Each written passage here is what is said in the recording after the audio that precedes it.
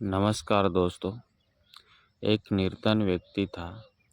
वह नित्य भगवान विष्णु और लक्ष्मी जी की पूजा करता था। एक बार दीपावली के दिन भगवती लक्ष्मी की श्रद्धा भक्ति से पूजा अर्चना की।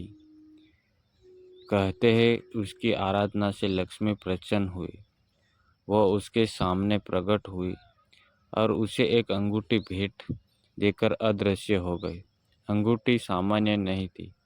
उसे पहनकर जैसे ही अगले दिन उसने धन पाने की कामना की, उसके सामने धन का ढेर लग गया।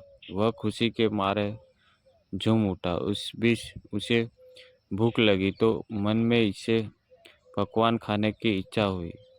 उसी पल में उसके सामने पकवान आ गए। अंगूठी का चमत्कार मालूम पड़ते ही उसने अपने लिए आलीशान बंगला, नौकर चाकर आदि तमाम सुविधा प्राप्त कर ली। वह भगवती लक्ष्मी जी की कृपा से प्राप्त उस अंगूठी के कारण सुख से रहने लगा। अब उसे किसी प्रकार का कोई दुख, कष्ट या चिंता नहीं थी। नगर में उसका बहुत नाम हो गया। एक दिन उस नगर में जोरदार तूफान के साथ बारिश होने लगी। कई निर्धन लोगों के मकान के छप्पर उड़ गए। लोग इधर उधर भागने लगे। एक बुढ़िया उसके बंगले में आ गई। उसे देख वह व्यक्ति गर्ज कर बोला, ए बुढ़िया, कहाँ चली आ रही है? बिना पूछे बुढ़िया ने कहा, कुछ देर के लिए तुम्हारे यहाँ रहना चाहती हूँ। लेकिन उसने उसे बुरी तरह डांटा टपक दिया। उस बुढ़िया ने कहा, मेरा कोई आचार नहीं है।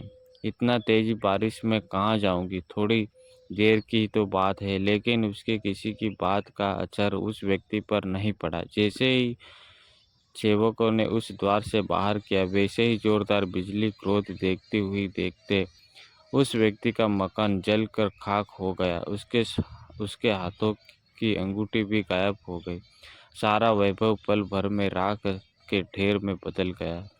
उसने आंख खोलकर जब देखा तो सामने लक्ष्मी जी थी। जो बुढ़िया कुछ देर पहले उसके सामने दिन ही होकर गिड़गिड़ा रही थी, वह अब लक्ष्मी जी के रूप में उसके सामने मंद मंद मुस्कुरा रही थी। वह समझ गया कि उसने बुढ़िया को नहीं, साक्षात लक्ष्मी जी को घर से निकाल दिया था।